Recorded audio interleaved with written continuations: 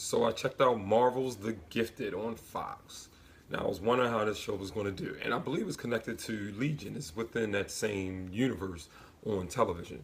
This has nothing, no connection to the MCU whatsoever. All the Marvel movies with Iron Man, Captain America, and Avengers. But this is going to be dealing with mutants, of course. That's one of the reasons it's not connected because the rights of mutants is owned by Fox and film.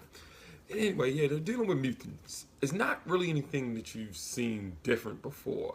I mean, if you ever watched the X-Men animated series or you watch the X-Men movies, it's dealing with the same themes, but it's going to be on television now, which is a nice touch.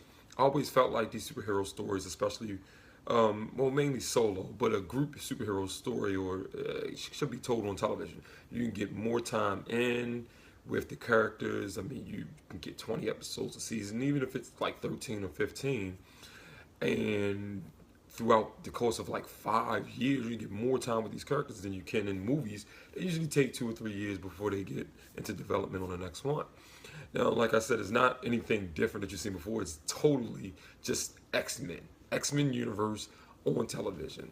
Now, Legion was a little different. They focused mainly on Legion and his mental abilities and his powers and his mental disabilities also. But this right here just focuses on mutants. The whole world knows mutants exist. You just don't know who is one from their appearance most of the time. Blink is in this show, and I heard that the showrunner wanted to use Blink in this so they could further her character more so than they did in movies because she just had like a 5 or 10 minute cameo in the X-Men Days of Future Past. But Blink is handled really good. But Jamie Chung, I remember her from Real World, and she's made her mark in the film and television industry. She's been in movies like Hangover.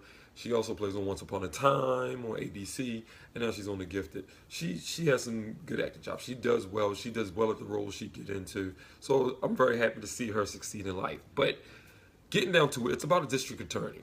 Stephen Moyer plays this district attorney. I can't remember his name. I don't remember everybody's name in the show. But he plays this district attorney, and you might remember him from shows like True Blood. So he's a really good actor, and he has kids, but he's also dealing with mutants himself. You know, trying to get information or whatever, and find out his kids are mutants. And one of the way they find out is this incident at school, which reminds me of the movie Carrie. I mean, I don't see how it can't. It's kind of like a dance at the gym. It's this party, and the district attorney's son gets picked on, and his mutant abilities manifest. The gym starts crumbling, falling apart, and everything, because of the bullies that were picking on him in the shower room.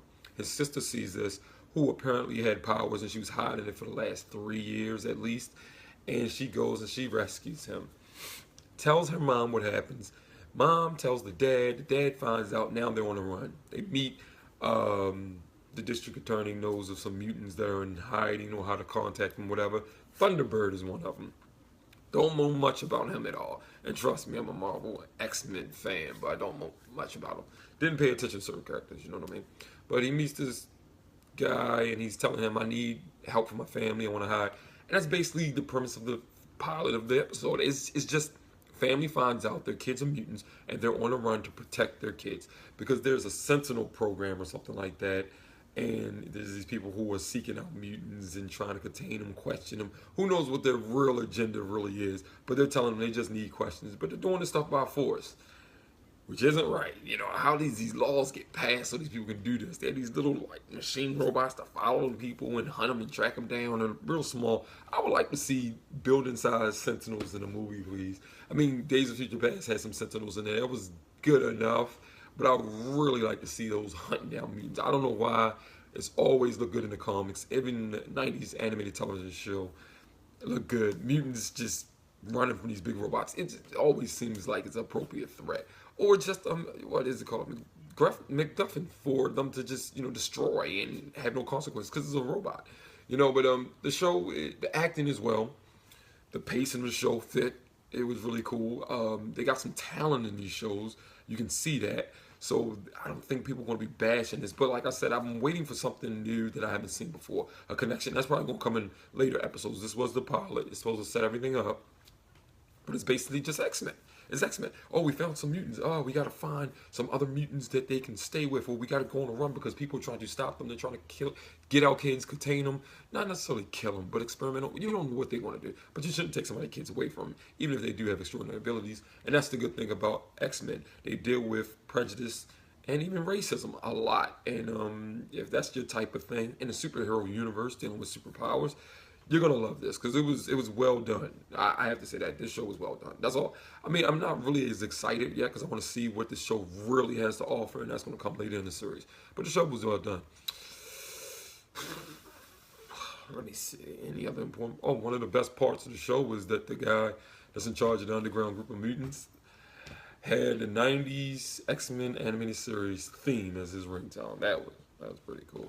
I don't know why I heard that and I smiled. You know what I mean? But anyway, just check it out. You know, if superhero stuff is your stuff, just check it out on Fox. It's Fox, so we gotta wait and see how this goes. But that's it. That's my review for the first episode of The Gifted. I won't be doing the rest of the series episode by episode, but I will do an overall series, review in the finale. So, see you next time.